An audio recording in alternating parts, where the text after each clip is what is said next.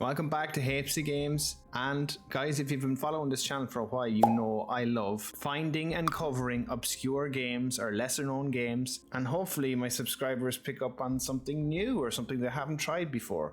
But wait, Devil's Third is crap. All the critics think it's crap. It got like 4s and 3s, 3.5s, but like IGN, they're always right. Right? Wrong. Legendary prisoner in my ass. Those stories are bullshit, man. That dude don't look like bullshit to me. The fuck? I'm doing him myself.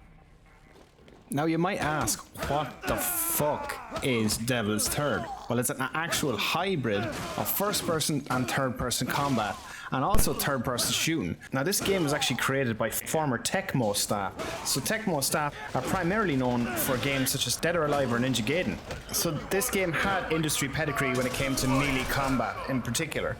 And essentially what they've tried to do is to try to create a melee game and combine it with kind of something similar, maybe influence from Call of Duty or something like that. Now I wouldn't say Call of Duty directly, there is some influence in it in the latter levels and stuff like that, but it also kind of molds a third person combat system as well and a cover based system. So when you're attacking in melee, you're running around in third person, but you can also shoot in third person, but then you can switch to first person mode. And you know, a lot of complaints were aimed at the controls. I actually had no problems with the controls. I found them quite seamless.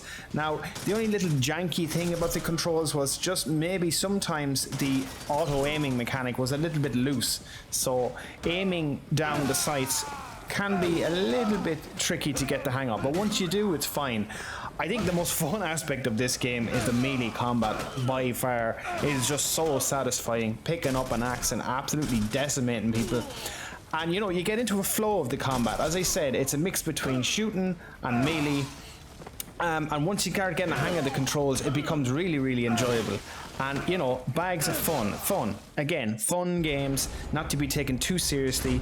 And I think that's a lot of what these critics do. And yeah, I mean, even the story in this got slated. And just to cover it somewhat, it's based on a character from Russia. His name is Ivan, and he used to work with a special forces team called SOD, and basically SOD has turned against everybody, and it's your mission now to stop SOD and prevent them from using captured EMP weapons.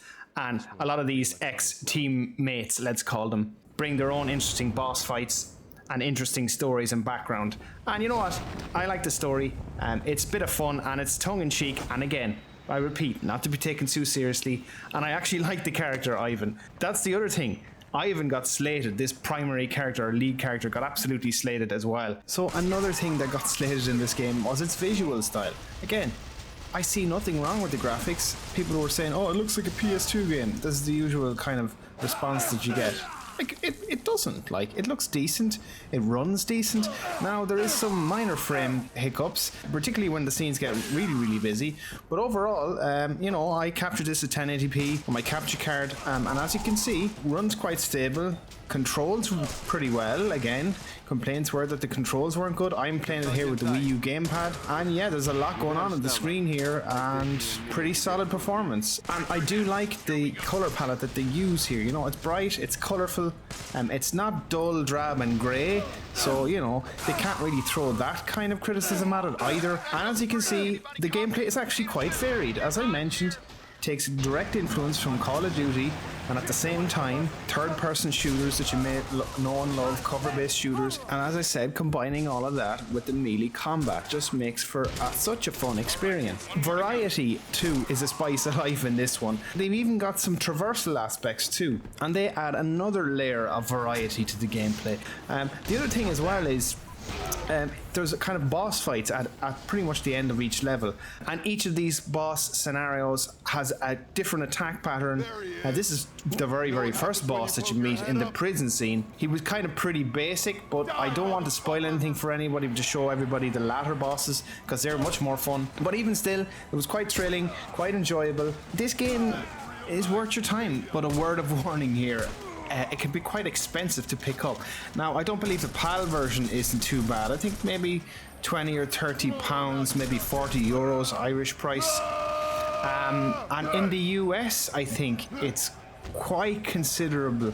I think maybe $60-70, maybe more. So that was because the game didn't sell well, and that's always a problem when you're trying to pick up these games and try and play them.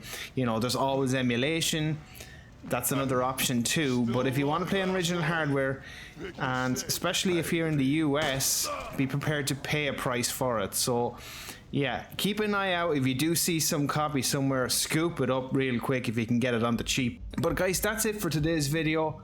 Another video covering another kind of obscure game on the channel, one that I love, and hopefully this gives you an idea to give this one a chance, because it's a really a lot of fun. It's one of those weekend getaway games, if you know what I mean. Something you can pick up, play, beat in 6 or 7 hours, be done with, and I'll tell you one thing, you will have a good time. That's it from me, guys, from another video. If you like what you see, please make sure you like, subscribe, hit the bell, and as always, I'll see you in the next video. Thanks for watching.